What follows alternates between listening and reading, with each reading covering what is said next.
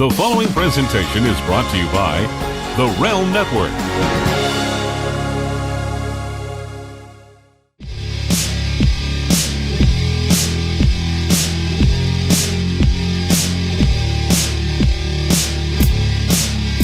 Hello, everybody. Thanks for joining us for another edition of Vixens Who Rule. As you know, I've been spanning the globe looking for the next talent out there, the next big-time talent. I'm talking WWE Diva talent. I'm talking TNA knockout talent. I'm talking about the next big thing. And as always, in this search, I included my beloved brand. I sent out an email, and I said, who should be on my show? What female talent is out there that I should have highlighted on my show, Vixens Who Rule, that we're going to introduce to the entire world? And first and foremost, the name they kept firing back at me was Cherry Bomb, Cherry Bomb, Cherry Bomb, Cherry Bomb. I got to be honest with you, I didn't know who this Cherry Bomb was. So, of course, I do my research. I go online. I look her up. And as I always say, what the brand wants, the brand gets. Ladies and gentlemen, let me introduce you to the lovely, the beautiful Cherry Bomb. Cherry, how are you today? Hi, good. How are you? Thank you for having me. I'm thrilled to have you, and like I said, that was a true story I told. I wanted to know, what was the next big thing I needed to bring on the show. Everybody brought up your name, so I said, well, no problem. Let's bring her on and let's see what she's all about. And obviously, my first question is, I'm very curious about the name, because when I think of Cherry Bomb, I'm a big Joan Jett fan. And one of my favorite Joan Jett songs is actually called Cherry Bomb. So I think about that immediately. How did you come up with the name? All right. Well, I wish I had some crazy fun story, but my trainer, his name is Rob Fuego. I trained in Toronto at Squared Circle. He was my trainer, and he named me Cherry Bomb. And to be completely honest with you, at first I hated it. I hated the name. I thought it was super cheesy, and I didn't get why he would call me that besides the fact that I had pink hair. But now, it's 10 years later, and I still have the name, and I kind of love it now. Now, I got to ask you this. I've worked, obviously, over the years, especially in TNA. I've worked with a lot of wrestlers from Canada. Scott D'Amore was a big influence at TNA. He brought in a lot of wrestlers. And the Canadian accent always used to kill me, especially Angelina Loves. It just used to slay me. Why am I not hearing any trace whatsoever of a Canadian accent? Oh my gosh, that concerns me. Maybe it's because I live in Buffalo now. Please don't say that. I think I still have it's a little Canadian. Well, this is the test. Say this to me. Say, Vince, it's about time you called. Vince, it's about time you called. You see, you don't have the about. It's the about. That's the Canadian word, the about. You don't have the about thing going. Oh, that makes me sad. I hope to God I'm not developing a Buffalo accent. I don't know, but listen, I've come across a lot of Canadians in my time, and you're not sounding like one. It's so funny because people here say I sound Canadian all the time. Actually, every time I go down to Florida, people there, they always try to get me saying, apparently I say pasta weird. That's a Canadian way of saying pasta. I don't know. Now, when you say that word, are you talking a pastor of a church or pasta? What do you mean? I'm talking about the food. How do you say it now? Pasta. Listen, Cherry Bomb, that's weird. Listen, I know I talk bad. I got a bad accent, but pasta, I don't know about that, Now, Cherry Bomb, I got to tell you something. Listen to me. Me and you are going to have a conversation, but I don't want to just get into, the background and how you get into wrestling and you work the Canadian circuit, and I'm bored with that. That stuff bores me, okay? I'm here. Listen, there's hundreds of talents out there, all looking to make it big. You've been in the game for a long time. I know you started training around when you were 16 years old. You've been at this for a long time. You're not. I just interviewed a potential diva who literally has been in the business for a year. You've been in the business for over a decade, correct? Yes, that's correct. Yeah, so you've been around the block a little bit. So you're a veteran to this business. I don't know if I use the word veteran, but I mean, I guess I've been around for a little while now. Yeah, well, I mean, veteran's not a bad thing. I mean, you've put a lot of time, into this business, and to me, a veteran is a word of respect, somebody who's paid some dues. But I got to tell you, like, I was the guy that when a talent was ready, they would bring that talent to me, and they would basically say, okay, Vince, you need to now come up with a gimmick or a character for that talent. Now, I know you dabbled a little in WWE, you dabbled a little bit in ROH, you even dabbled a little bit at TNA. Did anybody in any of those three organizations ever sit down with you and talk about you and what a gimmick could be and what a character could be? Did it ever get to that level with any of those three companies? No. With TNA, they talked a little bit about character. Can you tell me, Cherry? It's so funny calling you Cherry, but I love the name. Can you tell me who they were? Who talked to you about a character in TNA? Well, I've talked to Christy a few times, and but she was more telling me to sort of develop my character, because I think for maybe the first 5-6 years I was wrestling, I was just so focused on being a good wrestler. Mm-hmm. It was just like, I want to be a wrestler. I want to be, you know what I mean? So I didn't focus so much on character, whereas over the last, I would say 3-4 years, that's what I've been working on, is really, bringing a different persona and actually developing a character.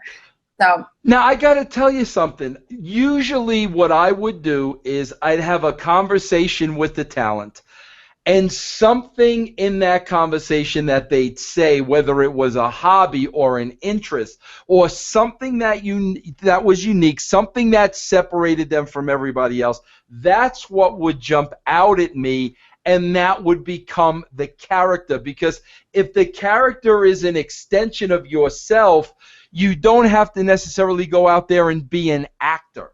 You're more comfortable in what you're doing. You just got to magnify your personality. So really, that's where the character develops from. And I'm going to hit you with something over the head in a minute or two that's going to it's going to catch you by surprise, but your character jumps off the charts at me. I never saw you before. I've seen pictures of you, but the pictures didn't even do justice. I look at you now, and I'm telling you, I got a money character for you.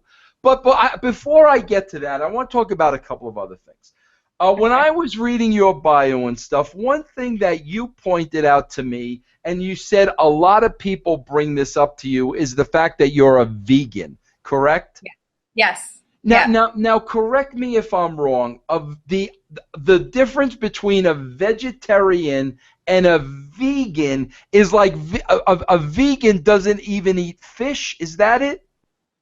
Right. Vegan is no dairy, no eggs, no fish, no meat. Okay, let me. I'm fascinated by this, and I want to ask you a couple questions. And I know you mentioned that you've been asked this a lot, but I'm still curious. How does this come about, first of all? Well, I've been a vegetarian since I was 14, and it's funny because even when I was very little, like I'm talking like 4 or 5, I didn't like meat. I didn't eat it. I didn't understand the difference between having a pet and eating a pig or eating a chicken. I still think that way. So when I turned into a vegetarian and then became a vegan, it was sort of just like a natural progression. It's always just kind of been normal to me, which I know is not like that for everybody, obviously. Yeah, but why did that affect? Like, I can understand what you're saying about as a little girl. That makes sense to me. I understand that, but the thing that would be like a big issue with me, to be honest with you, I could probably lay off meat if I really wanted to, and chicken and stuff like that. But now the eggs are a byproduct of the chicken. Do you look at that egg as a living, breathing chicken? Is that the issue with the egg? Well, yes, but it also has to do with where eggs come from and the treatment of chickens and factory farming. And that's a huge thing for me. And that was kind of when I decided to become vegan. I was learning more about like the dairy industry and obviously the egg industry. And I read a book called Animal Liberation, and it really goes into detail about how, I mean, like for example, like male chicks, little baby chicks, the industries, they just throw them into giant garbage bags and they suffocate them alive because they're of no use to them. And I feel like when you start to like kind of learn about that sort of stuff, it's very hard to continue eating and contributing to it. My former partner, still my good friend, Ed Ferrara. You've heard of Ed Ferrara, right? Yep. Yeah, he was big into that exact same thing. I mean, that everything you're talking about, Ed was very, very big in that. But I got to ask you this. I mean, so that goes the same. You feel the same about like dairy products and like even milking a cow? You feel the same way about that? Well, yes, because, well, if you think about it, like mass production, I'm not talking like a person with a cow and they get their milk directly from their cow. I'm talking like mass production of dairy cows. They constantly impregnate them. They take the baby calves from them right away. The calves get shipped off to be veal. And it's just a very depressing, unhealthy life for them. And for me, I just can't contribute to that. I want nothing to do with that. And I mean, like they pump these animals filled with antibiotics and hormones, and so I just don't want to ingest that. Well, you're very, very passionate about this, huh? I am. That's a cool thing because, like I said, I got educated a lot with that with Ed Ferrara. But let me ask you this. Now, this I got to ask you.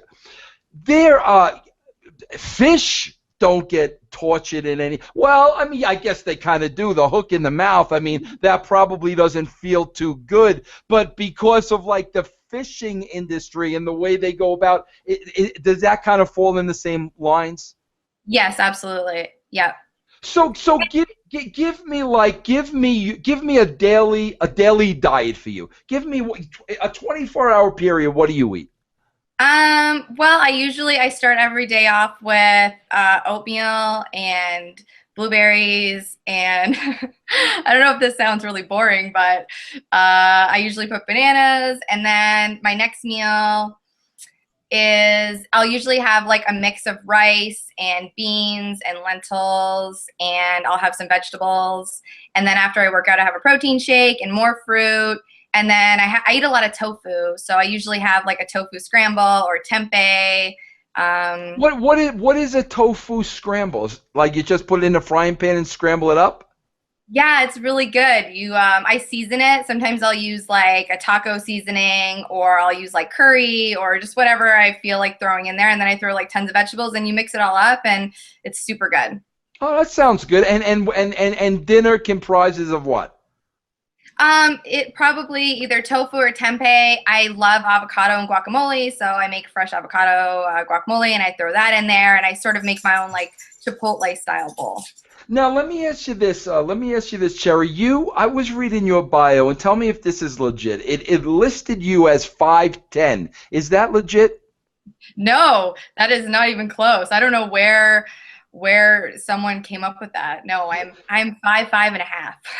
Okay, and so and from what I get it, so you've got and it's not even a diet, it's a lifestyle, but constantly working out on. Now let me ask you this. So is it difficult? This may be a stupid question for you, but is it difficult to build muscle?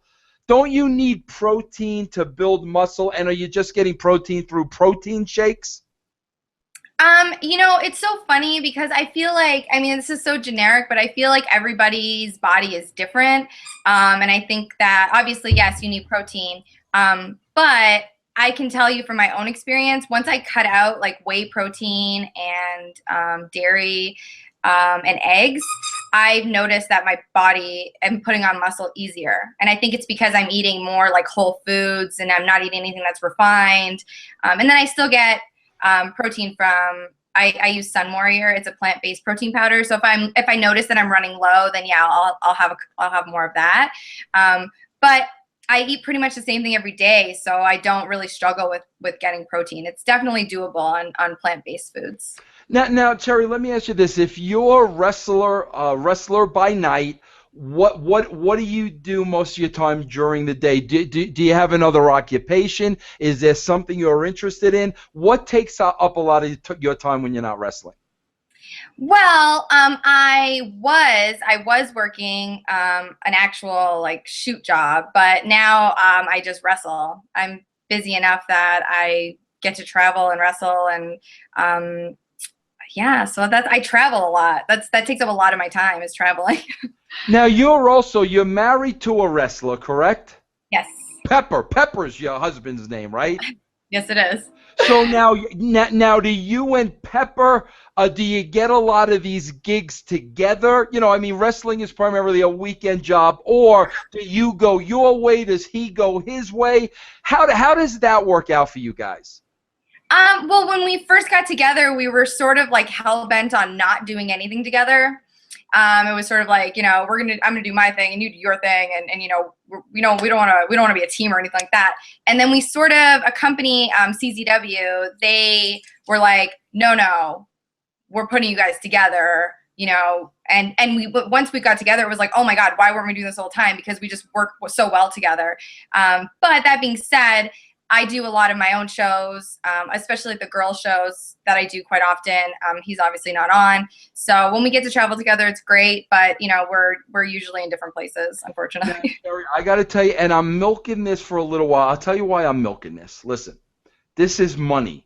This character I'm going to give you is going to be money, because I'm looking at your face and it's a no-brainer to me. But I want to ask you this now. In your own words, you told me where the Cherry Bomb name came about. Okay, when you go to work the shows, okay, who is Cherry Bomb? Tell me who Cherry Bomb is. Well, depending on if if Cherry Bomb's having a good day or a bad day, Cherry is. You know, sometimes I think for the most part, I like to be a heel. I work a lot as a heel. I feel like I've really grown into myself as a heel. And I think Cherry is the girl that you knew in high school that wasn't very nice, wasn't very bright, thought she was hot shit, usually got what she wanted, got the hot guy, and pretty much just flaunts what she has. That's what I think of when I think of Cherry Bomb. Do you cut a good? I mean, you look like you do. Do you cut a good heel promo? I think I can. Yeah. Okay, listen. I got this gimmick for you, and I think it's money. All right.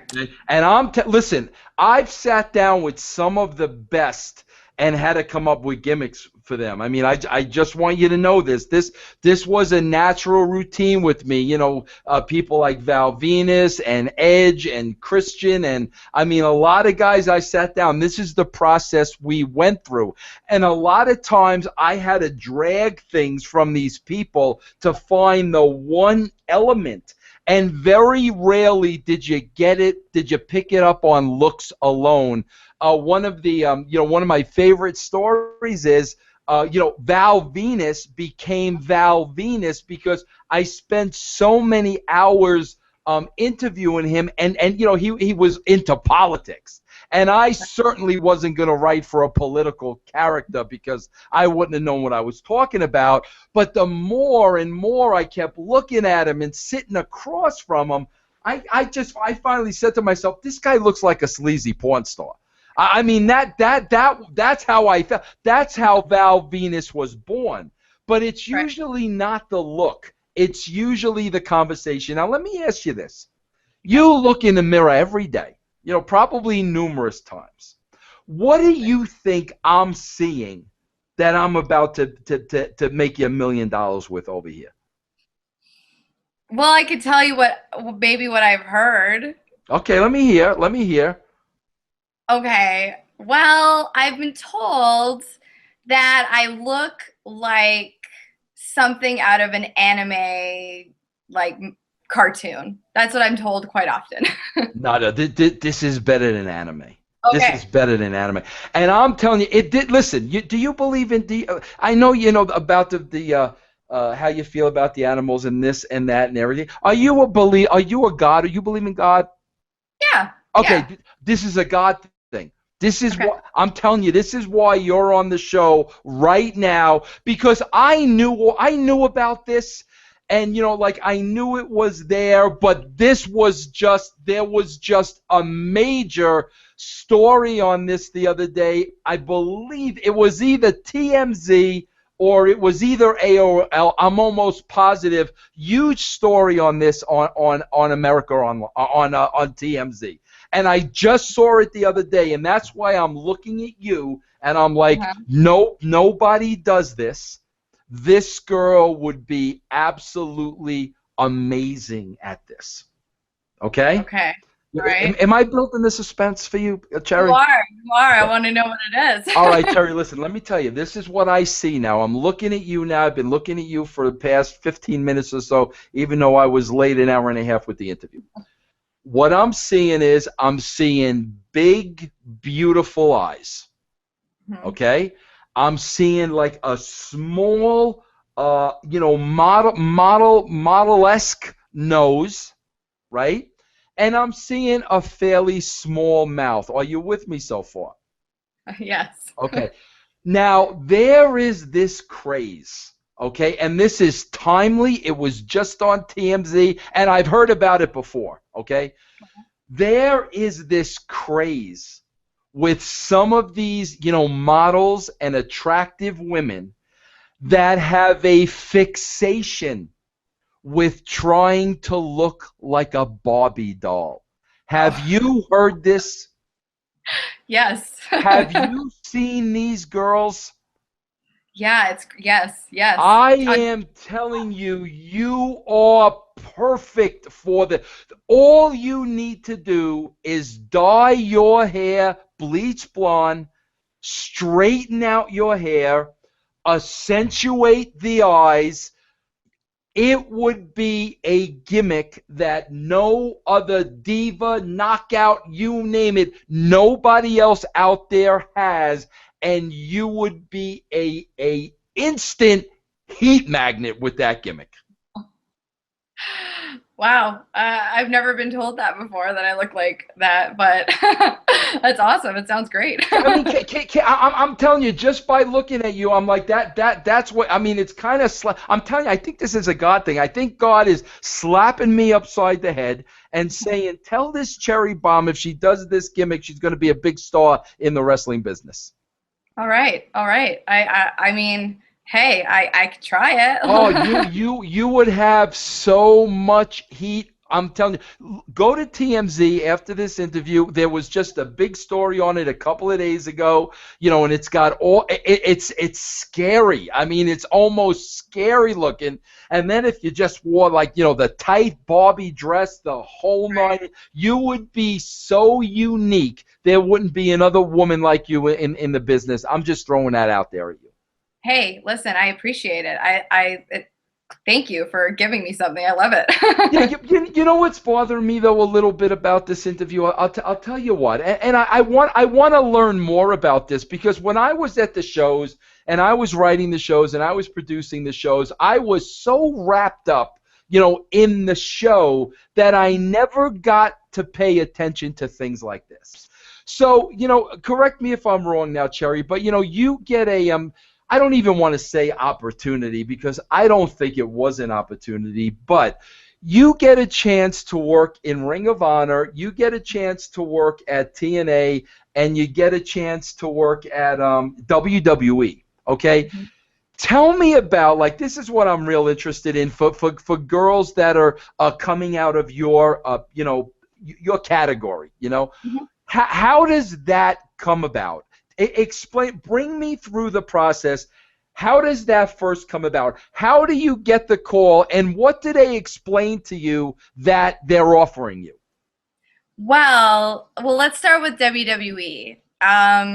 This was, I think, 2010 was the first time I was an extra, and I think it was before they even had like a website that you could fill out your information and then they call you when they're, I called, I think it was Ty Bailey was talent relations.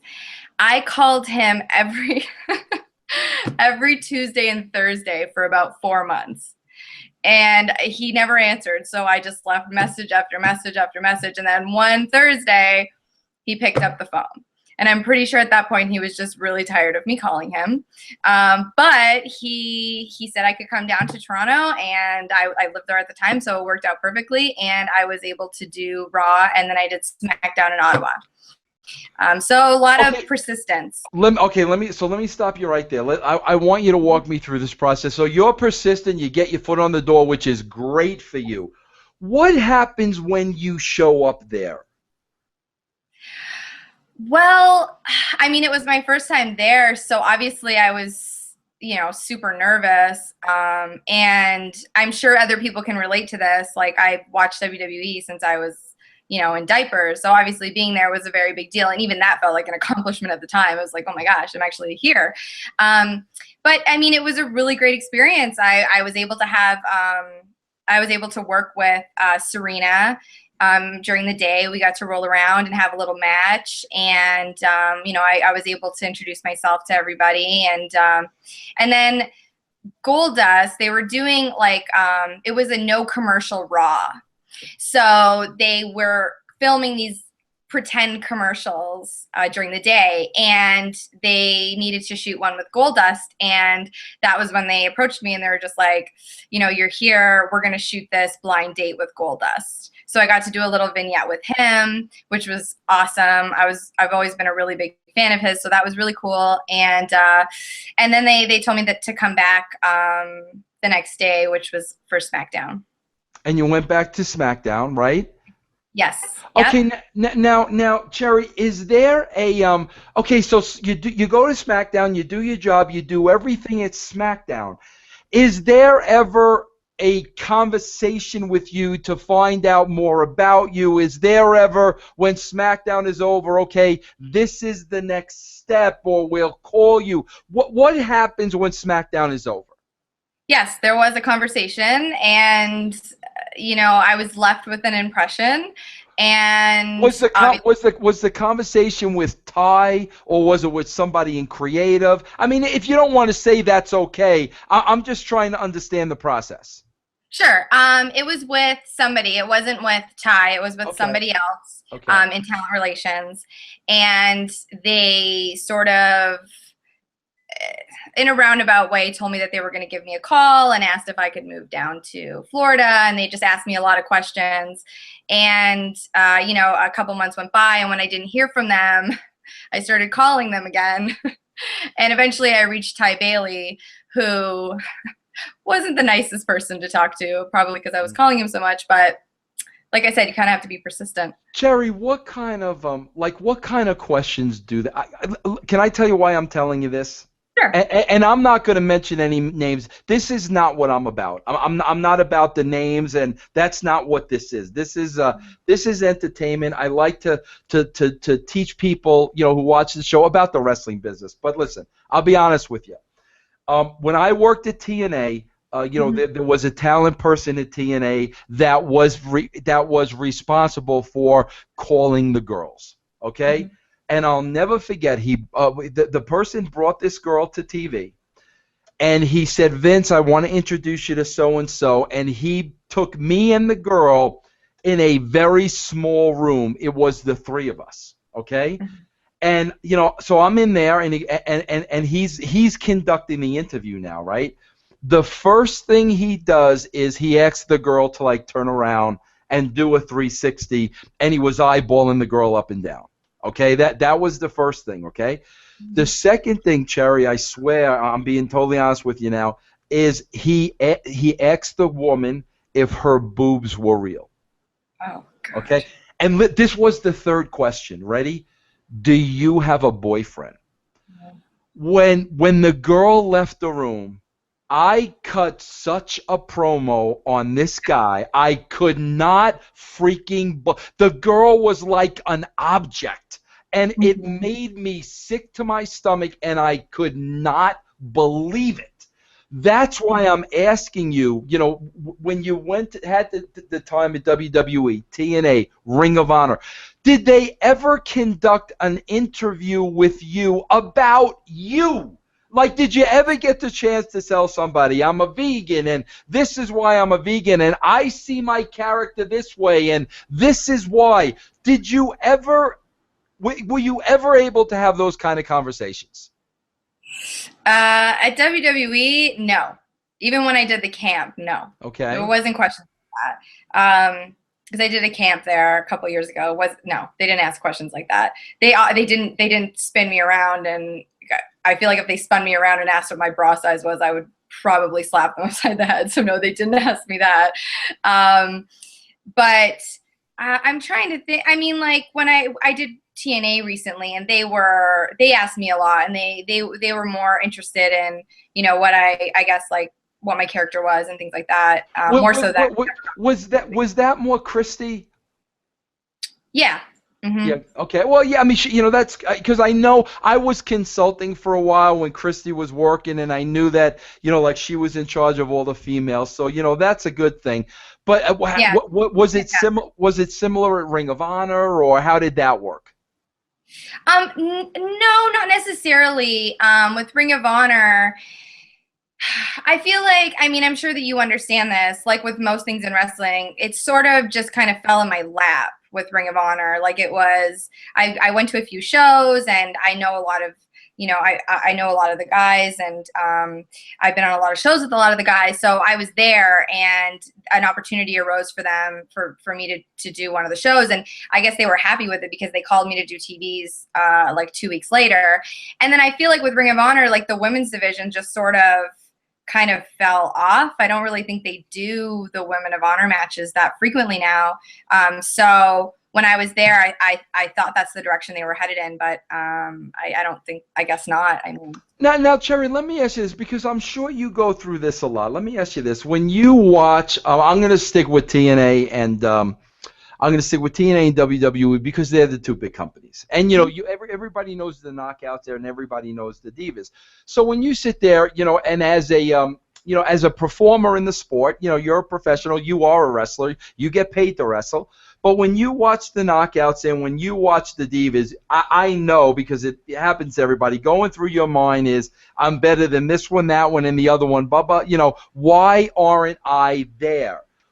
When that goes through your mind, like, why do you think you're not there? Gosh, if you asked me this 2 years ago, I probably would tell you a million reasons why I didn't think I was there. But the truth is now I'm at a point where I feel like I do deserve to be there. And that's not me being cocky or thinking that I'm better than the other girls. It's that I'm confident in what I do. And I really feel like I could contribute to either division if given the opportunity. Why I'm not there?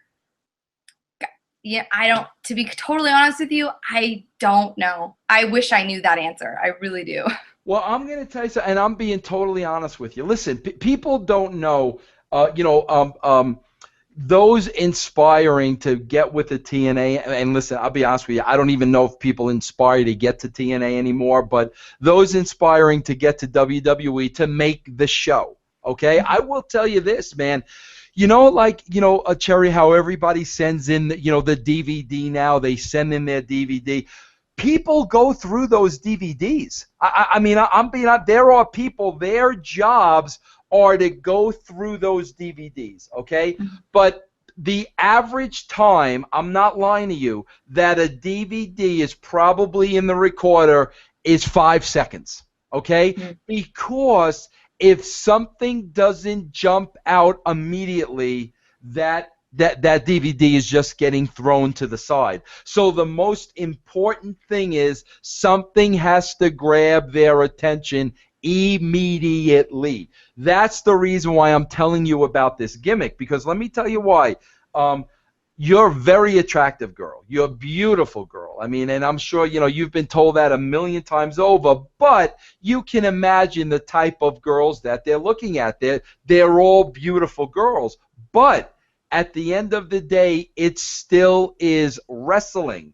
So if you're a beautiful girl with a clear-cut gimmick, and the minute they put that DVD in the player 5 seconds in, I understand it and I get it. That's what's going to make them make the call back and be interested. Do you understand what I'm saying? Absolutely, definitely do. Mm-hmm. Yeah, because you're right. With your experience and the way you look, and I've seen some of the girls work in both those companies, there's no reason in the world you're not as good as them, if not better. But there needs to be that one thing that really, it has to catch somebody's eye. That's why, let me ask you this, Cherry, because this is the ongoing, conversation I always have with young people in the business, okay? So many people, guys and gals, it seems to me that the emphasis has shifted to the performers on wrestling. And what I try to explain to them is, if you're on a WWE roster or a TNA roster or a Ring of Honor roster or a Lucha Underground roster, you're a good wrestler.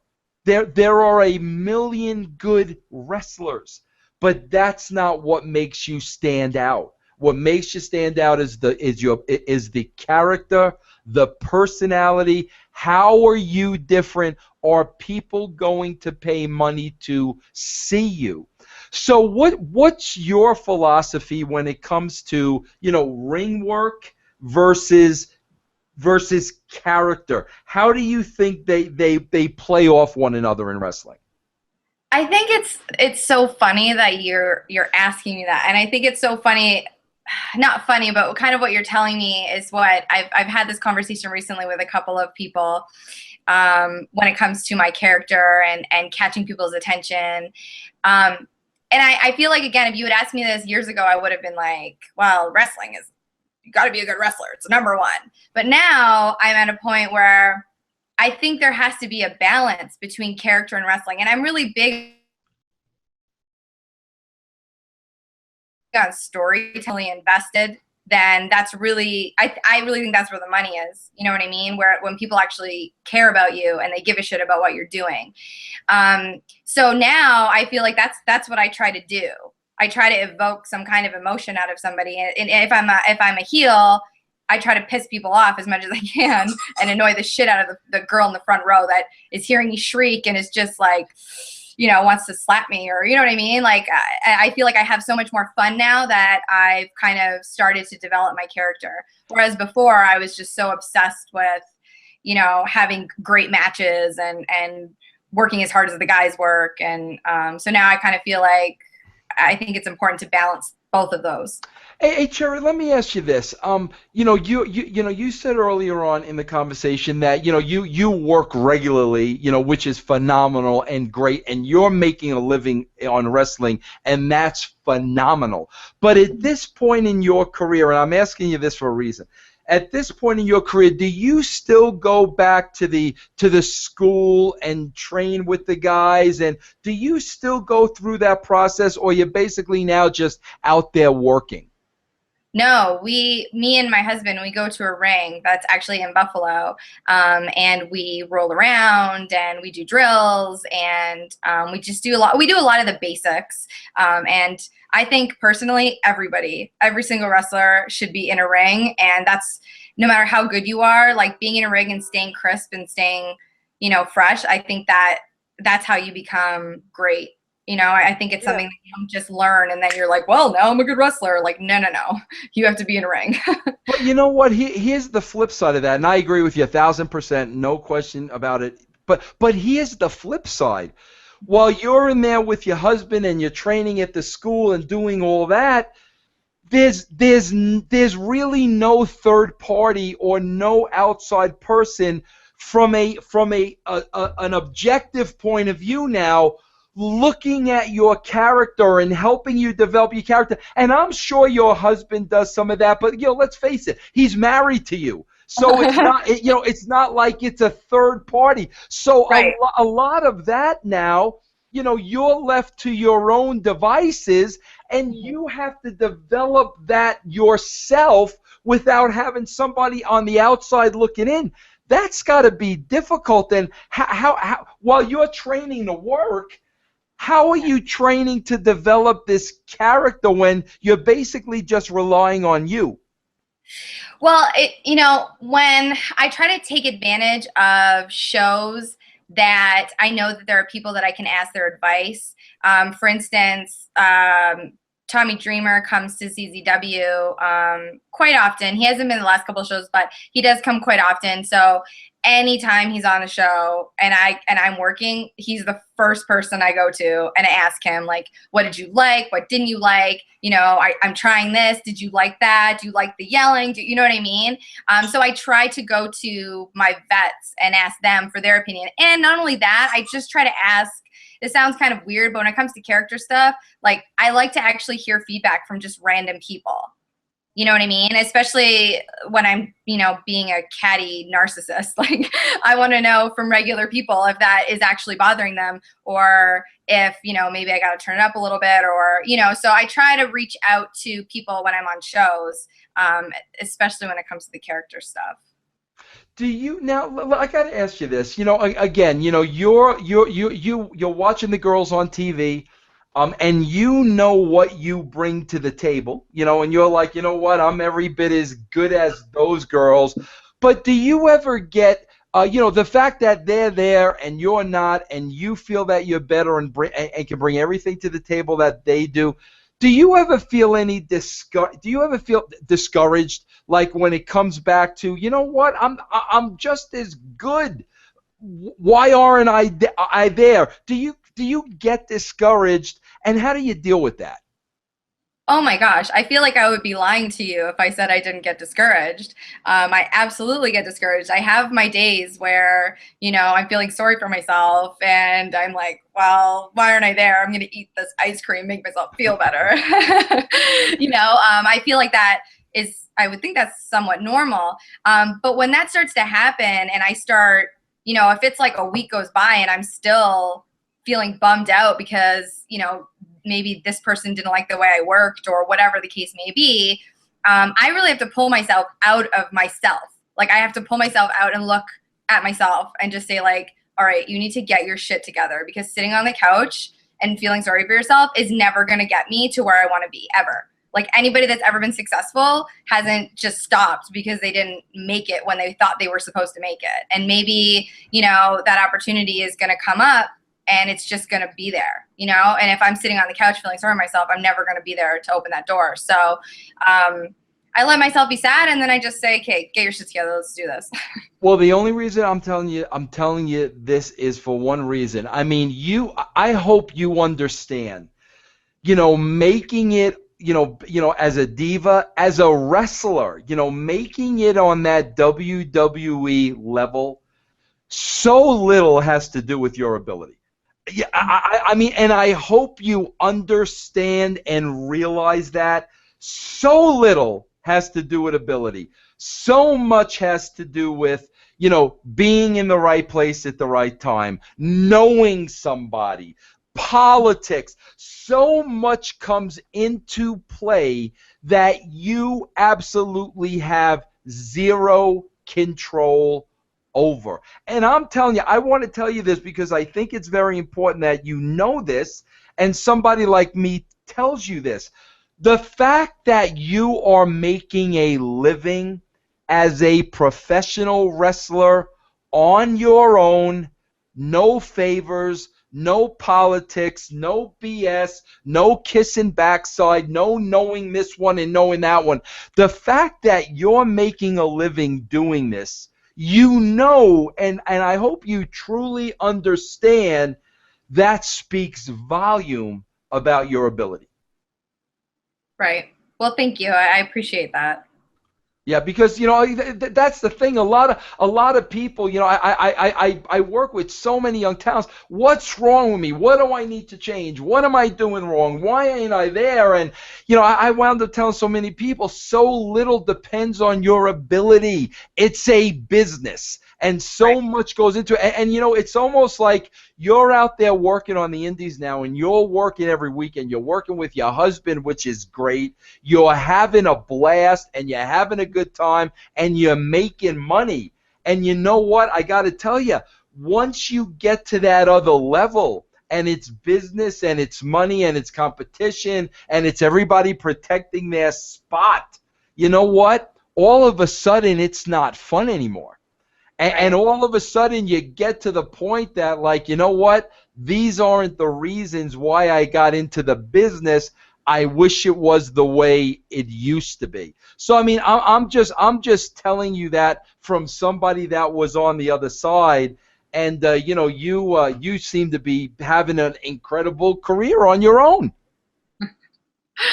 Well, thank you. And I have to definitely agree with you. And I think that it's important for, people coming into the business, coming into wrestling to really be aware of that because, yes, having talent is fantastic and being passionate is fantastic, but that doesn't always get you to the top.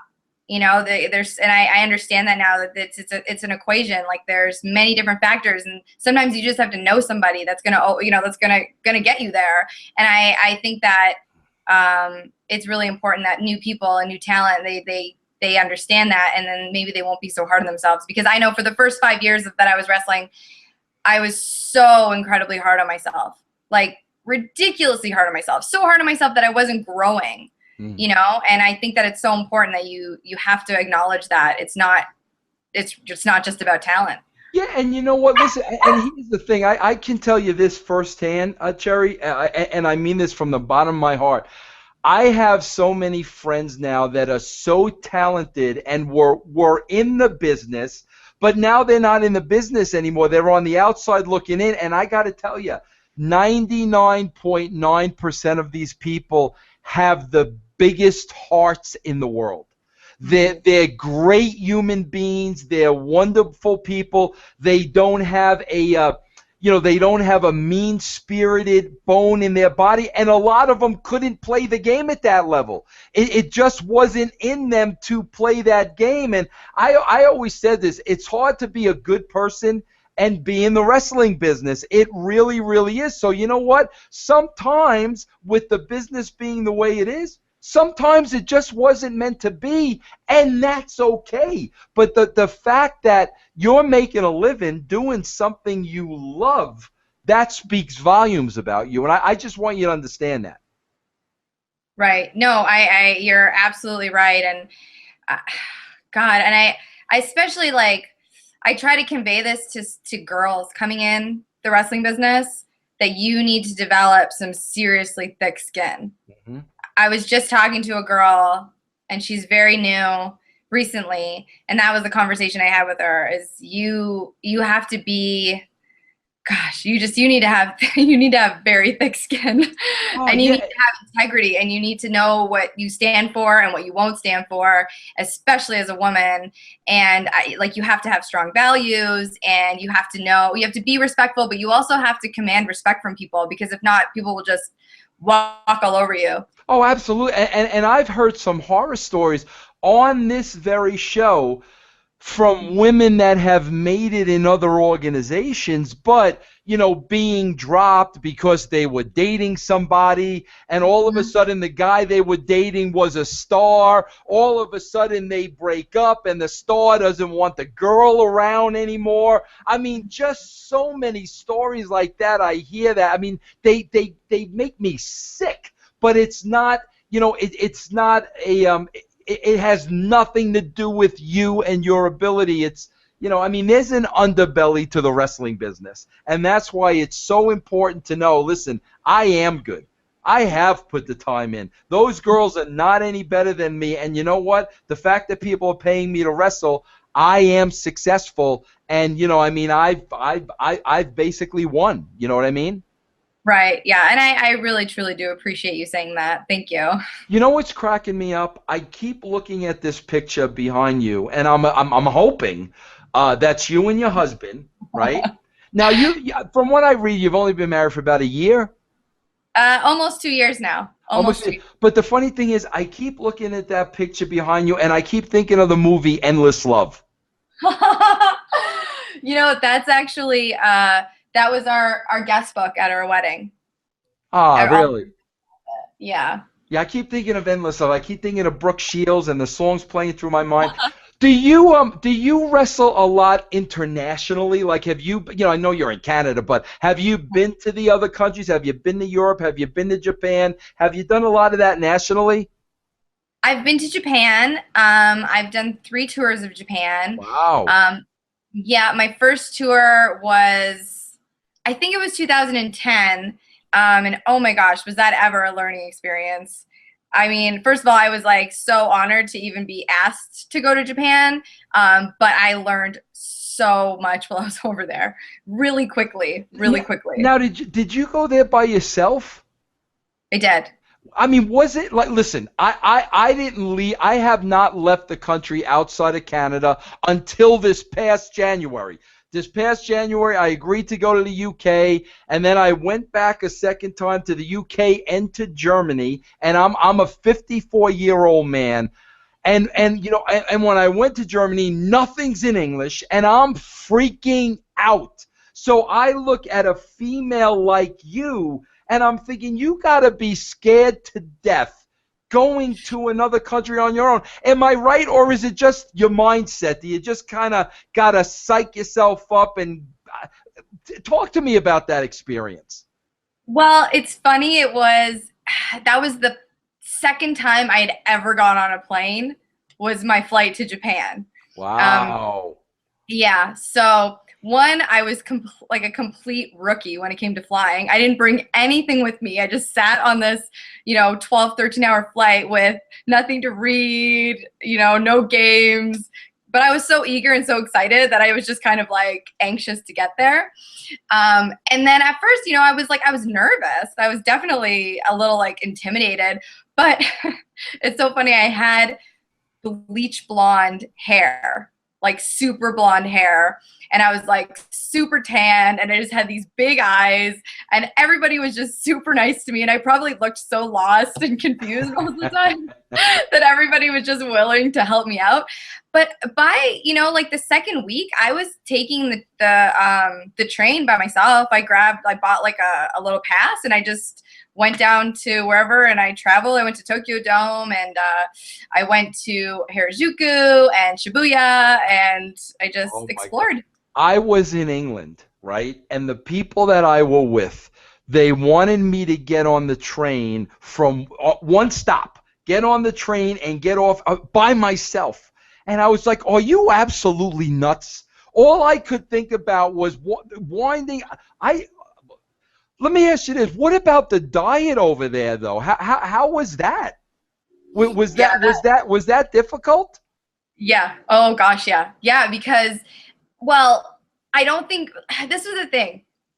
Everybody that I talk to that have gone to Japan, or just friends of mine, they're like, oh, vegetarianism is like super popular over there. You'll be fine. I mean, like, you can get a salad, you can get vegetables anywhere, tofu. So I'm thinking like, no problem. Let me tell you, there was fish in everything. Wow, yeah. Everything. So I literally lived off of corn soup. Oh my gosh. And these, so healthy, these little tiny like chocolate koala bears. And I lost like all kinds of weight because I wasn't eating. But every time I ate something, there would be like a little squid leg in it, so I had to stop. Yeah, but after a while, your body had to feel run down, though, no? Yeah.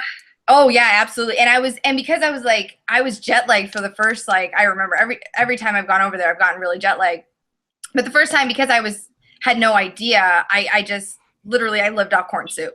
And it's so funny because I met another foreigner over there, and they were like dying laughing because every single place we went, I was like, oh, I'll just have some corn soup and a piece of bread.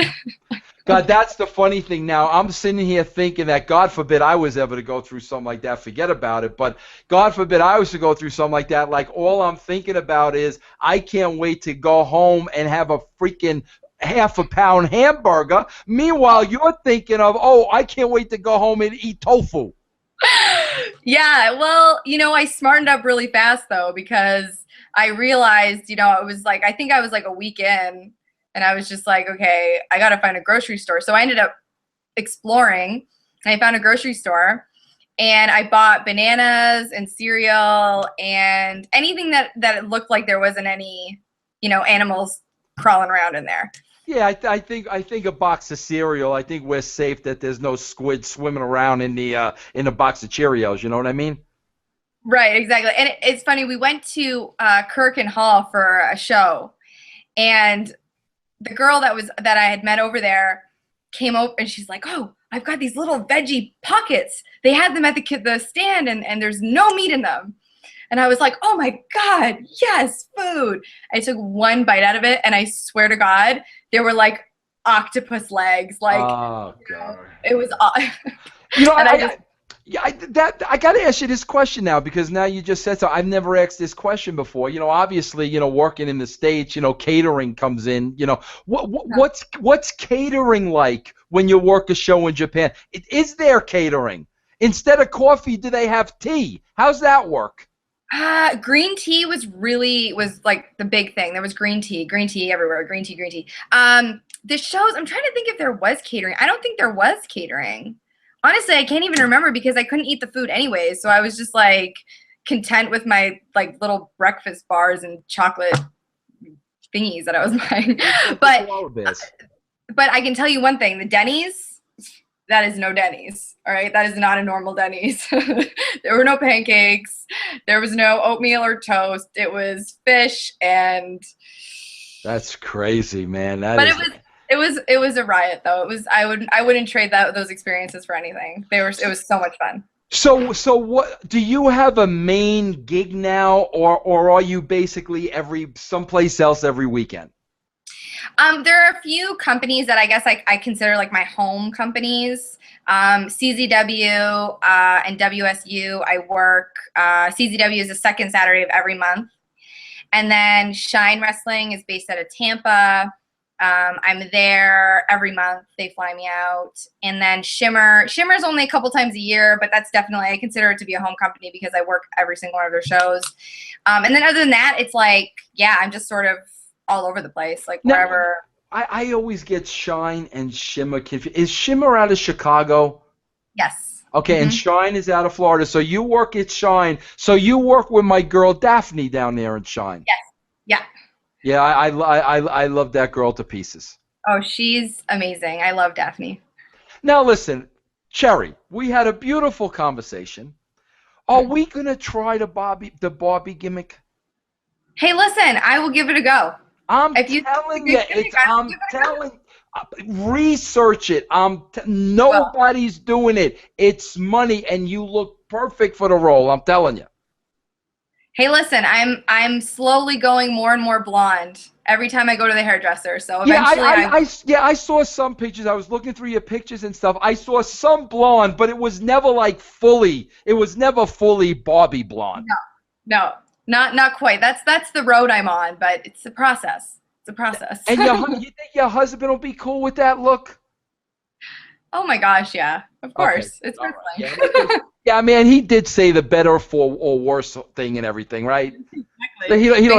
He don't have too much of a choice. Okay, listen, Cherry, I'm predicting. I'm predicting. Listen, if it doesn't happen, it's their loss. It's not your loss. As a scouter of talent or a scout of talent, whatever you want to call me, you got it all. We just had a conversation for an hour. I all I can about you. I've been looking at you for the last hour. You've got everything it takes to be a big star. You just can't control what you can't control. That's the wrestling business. But I want you to know, according to Vince Russo, I think you're the next big thing.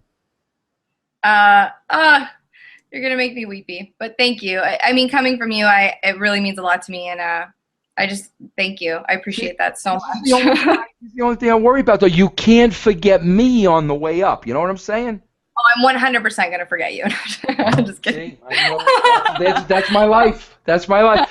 Hey, Cherry, let me ask you this. Those that see this now and want to follow you, give them everything. Give them the Twitter. Give them the Facebook. If you got Instagram, give us everything how we could follow you.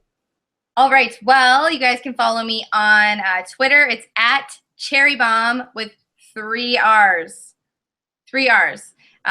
You can follow me on Instagram. It's Cherry BZOMB, Cherry Bizom. And you can follow me on Facebook. It is Cherry Bomb's Wrestling fan page. Well, Cherry Bomb, I want to thank you for joining us today. I'm glad we had the opportunity to meet. I'm glad we had the conversation. I consider us, friends now, and I hope you will continue on to be a friend of the show. We can have you on again, see how the career's coming. Listen, if you do this Barbie gimmick, you got to let me know because I got to bring you back on the show immediately. We got to see what this thing looks like. Oh, absolutely. And thank you so much for having me. This was so much fun, and it was such a great conversation. You're fantastic. It was, and I really apologize with the late thing. I got the time zone screwed up, and I don't make anybody wait. I really apologize for that. But listen, don't go anywhere because I'm going to sign off, but I want to give you a personal goodbye. But listen, there you have it, everybody. You want the Cherry Bomb? You got Cherry Bomb. I'm a big fan now. I'm sold. I think the girl's going to be the next big thing. Follow her on Twitter, Facebook, Instagram. Give her your love. Show your support. Another Vixen who rules, no question about it. And I'll see you back here next week. Same bat time, same bat channel.